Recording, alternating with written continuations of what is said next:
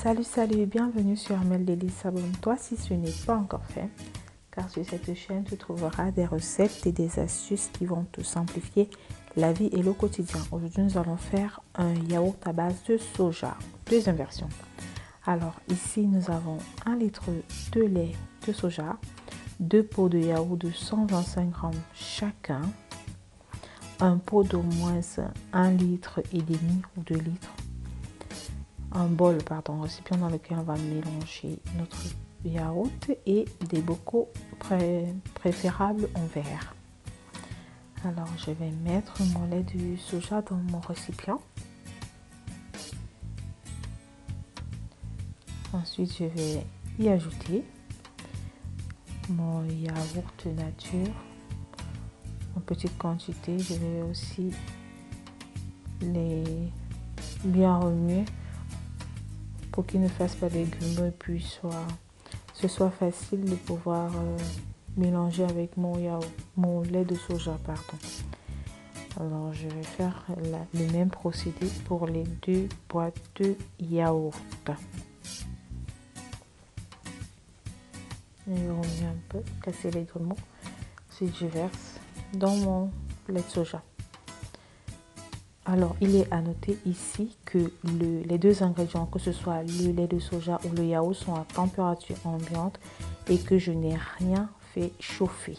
Pour cette recette, tu as besoin de chauffer quelque chose. Alors, quand je vais tourner, je me rends compte qu'il y a encore un peu de grumeaux. Et là, je vais continuer avec mon fouet. À la fin, nous devons avoir une bonne consistance et surtout un liquide bien homogène. Alors, à ce moment-là, je vais prendre mes bocaux.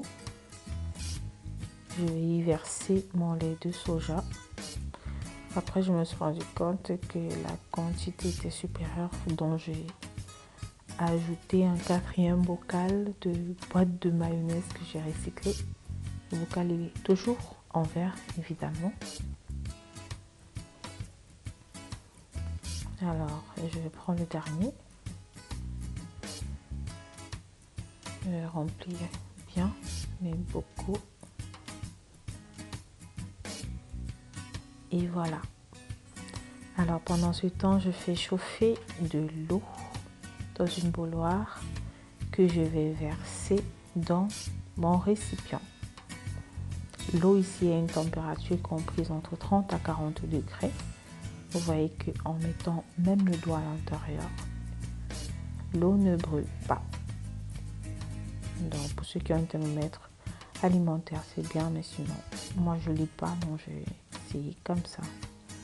Alors je vais ensuite, pour la fermentation, mettre mon yaourt dans mon four que j'ai allumé à 200 degrés pendant 5 minutes et puis je l'ai éteint. Et puis le lendemain, dans environ 8 à 10 heures de temps après, j'ai enlevé mon yaourt et voilà la consistance que j'ai obtenue. Il est à noter ici que pour faciliter la fermentation de mon lait de soja, je n'ai pas fermé les bocaux parce que la fermentation ici a besoin d'air. Du coup, je n'ai pas besoin de fermer hermétiquement parce qu'il ne donnera pas la consistance voulue. C'est pour ça que je n'ai pas fermé. Maintenant, alors pour continuer, parce que je voulais un yaourt encore plus épais, je vais à présent fermer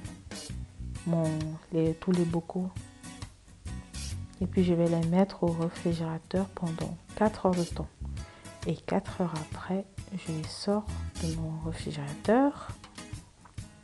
Et voilà ce que j'ai obtenu comme yaourt. Il est assez épais et assez dense.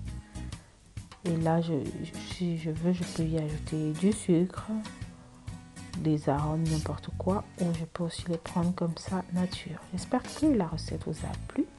Mettez un pouce bleu, partagez-la. Je vous mettrai le lien de la première recette à base toujours de soja que j'ai fait en barre de description. Je vous dis au revoir et à la prochaine recette.